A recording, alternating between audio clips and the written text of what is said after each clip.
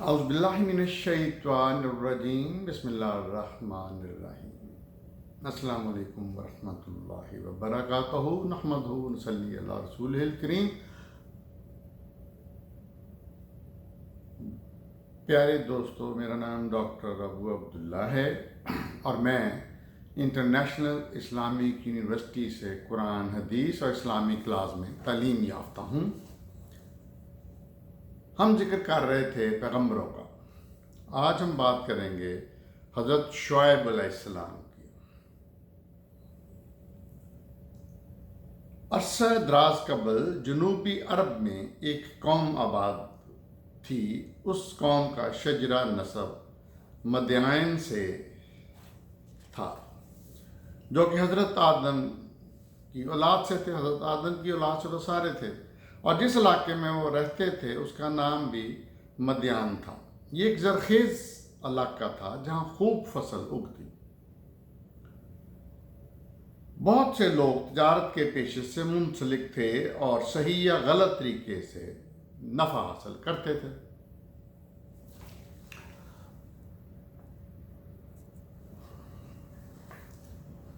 وہ صبح سے شام تک دولت کے پیچھے بھاگتے تھے۔ وہ اپنے گاہکوں کو کم ناپ اور تول کے چیزیں دیتے تھے۔ وہ اپنے لین دین میں بے حد بے ایمان اور دھوکہ باز تھے۔ اس کے ساتھ ساتھ دوسری بہت سی برائیوں میں بھی گھرے ہوئے تھے، جیسے کہ چوری، شراب نوشی، زنا وغیرہ۔ دولت کی بہتات نے ان لوگوں کو بہکا دیا، حتیٰ کہ وہ خدا سے بھی نہیں ڈرتے تھے اور وہ جو چاہتے کرتے۔ وہ تمام اخلاقی اقدار بھلا چکے تھے۔ اس قوم کی اصلاح کے لیے اللہ نے شعیب علیہ السلام کو مبعوث کیا۔ قرآن میں ہے، اور مدائن کی طرف ان کے بھائی شعیب کو بھیجا، جس نے کہا کہ اللہ کی بندگی کرو، اس کے علاوہ کوئی تمہارا معبود نہیں۔ تم پر واضح نشانیاں آ چکی ہیں، ناپ تول پورا کرو اور لالچی نہ بنو، اور زمین میں خرابی پیدا نہ کرو جب یہ ٹھیک کر دی گئی۔ اگر تم یقین لے آؤ، ایمان لے آؤ تو تمہارے لیے بہتر ہے۔ ابن خلدون کی تحقیق کے مطابق شعیب علیہ السلام کی والدہ لوط علیہ السلام کی صاحبزادی تھی، جن کی شادی ابراہیم علیہ السلام کے بیٹے سے کی گئی۔ حضرت شعیب ایک بے باک مقرر تھے، جن کا لقب خطیب الانبیاء تھا۔ انہوں نے لوگوں سے کہا کہ وہ اپنا راستہ صحیح زاویے پر استوار کریں اور گمراہیوں میں بھٹکنا چھوڑ دیں۔ لوگوں نے ان کی باتوں پر کان نہ دھرا، بلکہ ان کا تمسخر اڑایا۔ یہ گمراہ لوگ شعیب علیہ السلام کے گھر کو جانے والے راستے میں بیٹھے رہتے، اور اگر کوئی ان سے ملنے آتا تو اسے سنگین نتائج کی دھمکیاں دیتے۔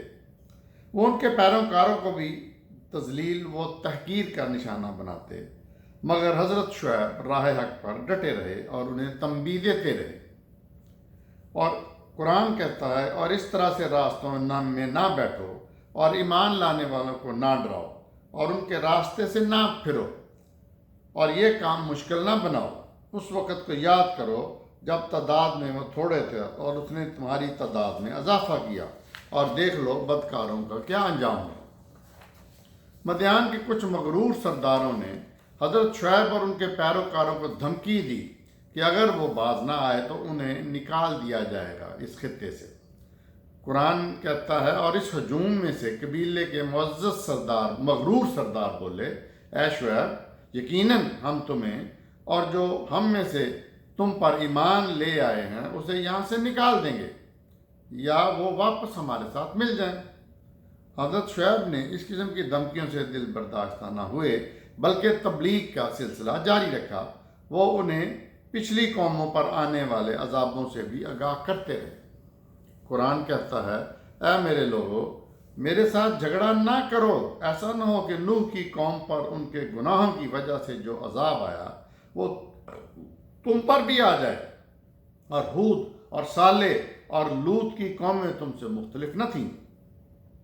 لوگوں نے شعیب کا اور دین کا مذاق بنایا اور اللہ کے احکامات کو ٹھکرا دیا۔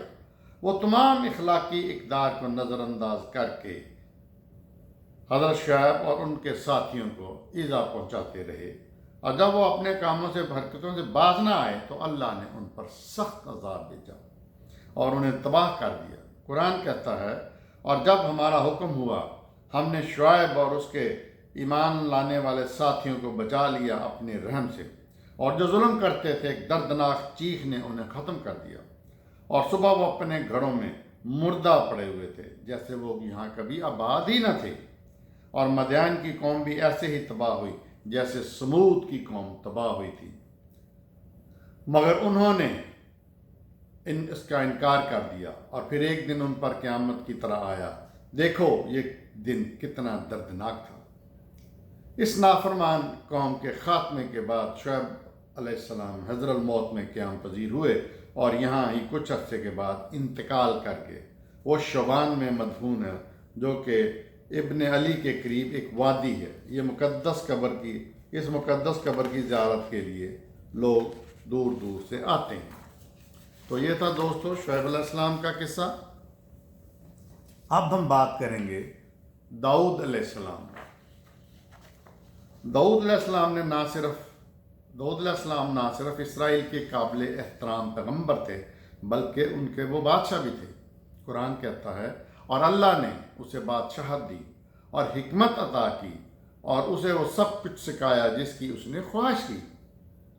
اے داؤد، ہم نے تجھے زمین پر سردار بنا کر بھیجا، اس لیے انصاف کرو آدمیوں کے درمیان اور خواہشات کی پیروی نہ کرو۔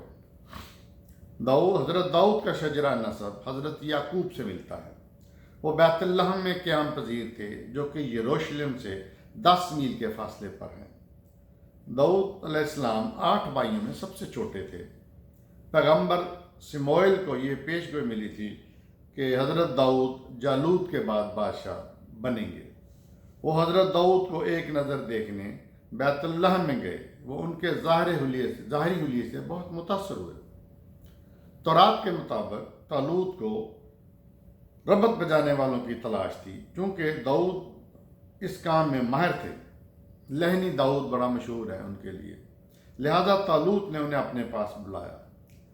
حضرت داؤد زیادہ تر اپنے مالک کی محبت میں رہتے اور کبھی کبھی اپنے والد سے ملنے چلے جاتے۔ وہ اس کی بھیڑوں کی بھی دیکھ بھال کرتے، اسی وجہ سے وہ جنگلی جانوروں کے شکار میں بھی ماہر ہو گئے۔ قرآن پاک میں داؤد کا ذکر کئی مقامات پر آیا ہے۔ تورات میں ایک واقعہ درج ہے کہ حضرت داؤد کی بہادری پر روشنی ڈالتا ہے۔ ایک دفعہ اسرائیل اور فلسطینی قوم میں جنگ چھڑ گئی۔ فلسطینی فوج کا امیر جالوت تھا جو کہ عیاش پرست حکمران تھا۔ اس نے چمکدار زرہ پہن رکھی تھی۔ اسرائیلی فوج فلسطینیوں کا مال و اسباب دیکھ کر حیران رہ گئی۔ جالوت نے مقابلے کی پیشکش کی، مگر کوئی بھی اسرائیلی مقابلے کی سکت نہ رکھتا تھا۔ اس نے اعلان کیا کہ اگر کوئی بھی اسرائیلی مجھ سے جیت جائے تو میں اس کے آگے گھٹنے ٹیک دوں گا، لیکن اگر میں جیت گیا تو ہارنے والی قوم کو میری بادشاہت کا اقرار کرنا ہوگا۔ اسرائیلی خوف کے سائے میں گم ہو گئے۔ انہوں نے اپنی ہمت اور عزت نفس کھو دی۔ داؤد علیہ السلام اس قسم کی بے عزتی برداشت نہ کر سکے، لہذا انہوں نے سچائی، غیرت اور عزت کے لیے جالوت کے مقابلے کی تیاری کی۔ بادشاہ جالوت نے انہیں پیشہ ور اور تجربہ کار جنگجو سے لڑائی کرنے سے منع کیا، مگر حضرت داؤد اپنے فیصلے سے پیچھے نہ ہٹے۔ انہوں نے اپنی لاٹھی نکالی اور جالوت سے مقابلے کے لیے میدان کی طرف بڑھے۔ جب وہ جالوت کے سامنے آئے تو اس نے اپنی بہادری کی تعریف کی اور کچھ دیوتاؤں کے نام سے آغاز کیا اور دھمکی دی کہ اس کی لاش جنگلی جانور کھائیں گے۔ داؤد علیہ السلام پر ان دھمکیوں کا کوئی اثر نہ ہوا اور وہ میدان جنگ کی طرف بڑھے اور دعا کی، اے میرے رب، مجھے ثابت قدم رکھ اور میرے قدم مضبوط کر اور ہمیں مشرکوں کے مقابلے میں مجھے مدد فراہم کر۔ اللہ کی رضا سے داؤد نے جالوت کو قتل کر دیا اور اس کی فوج پر قبضہ کر لیا گیا۔ فلسطینی پیروں کے بل واپس بھاگے۔ اسرائیلیوں نے ان کا پیچھا کیا اور بہت سا مال و اسباب ہاتھ لگا۔ داؤد کو بہت عزت اور شہرت ملی کیونکہ انہوں نے اپنی قوم کو زندہ درگور ہونے سے بچایا تھا۔ तालूत हज़रत दाऊद से बहुत खुश हुआ और उन्हें कीमती तोहफ़ के साथ अपनी बेटी से शादी की पेशकश की और उन्हें उनकी बहादुरी की वजह से फ़ौज का अमीर मुकर्रर कर दिया। मगर जब उसने देखा कि दाऊद अलैहिस्सलाम की मकबूलियत में रोज़ बरोज़ इजाफा हो रहा है तो उनसे हसद करने लगा और उसने अपने दामाद के ख़िलाफ़ दुश्मनी पाल ली। तालूत का बेटा हज़रत दाऊद से बहुत मानूस था। उसने उन्हें असलियत बता दी। हज़रत दाऊद ने अपने ससुर से सुलह की बहुत कोशिशें की मगर कोई फ़ायदा ना हुआ। हादसाती तौर पर तालूत को उसके दुश्मनों ने कत्ल कर दिया और उनके बेटे ने खुदकशी कर ली। बनी इसराइल ने बग़ैर किसी हिचकिचाहट के दाऊद अलैहिस्सलाम को अपना बादशाह तस्लीम कर लिया। उन्होंने कमाल महारत से मुल्क की बाग दौड़ संभाली और उन्होंने बहुत वसी रकबे को फतह किया। उनके दौर में लोग बहुत खुशहाल हुए और अखलाकी तौर पर भी मजबूत, इंसाफ पसंद और खुदा तरस थे। वो एक अल्लाह की बंदगी करते और उनके दिमाग वहदानियत की रोशनी से मुनव्वर थे। अल्लाह ताला ने दाऊद अलैहिस्सलाम पर ज़बूर नाज़िल की जो कि इसराइलियों के लिए हदायत थी। कुरान कहता है, और हमने दाऊद को ज़बूर अता की। जब भी हज़रत दाऊद ज़बूर की आयात तलावत करते तो ये लोग वजद में आकर झूमने लगते। वो झूमते और हज़रत दाऊद के साथ अल्लाह का जिक्र करते, हत्ता के जानवर, चरिंद परिंद, हशरात और पहाड़ भी ज़बूर की तलावत सुनकर हैरान रह जाते। कुरान कहता है, हमने दाऊद पर अपना फजल किया। ऐ पहाड़, तुम उसके साथ अल्लाह की हम्द व नसा करो और परिंदों तुम भी। और हमने ही पहाड़ों से कहा कि मेरी हम्द व नसा में उसका साथ दो। दिन के निकलते ही परिंदे उसके साथ मेरी तरफ लौटते। लोहा एक सख्त दात है मगर दाऊद अलैहिस्सलाम के हाथों में आते ही ये मोम की तरह नरम और लचकदार बन जाता। वो एक माहिर कारीगर की हैसियत से ज़र्रा बख्तर बनाते। बचाव का हथियार रवायती तौर पर हज़रत दाऊद से ही मंसूब है। कुरान कहता है, और हमने ही उसे ज़र्रा बख्तर बनाने का फ़न सिखाया ताकि तुम फ़ायदा हासिल करो और दूसरों के जुल्म से बचो। तो क्या तुम शुक्र अदा करोगे? नहीं करोगे। और हमने उसके लिए लोहे को नरम कर दिया ताकि उससे बचाव का सामान, ज़र्रा बख्तर, जंजीरें और हथौड़े बनाए और उम्दा काम करे। इसके साथ हज़रत दाऊद को परिंदों की ज़बानों पर भी अबूर था।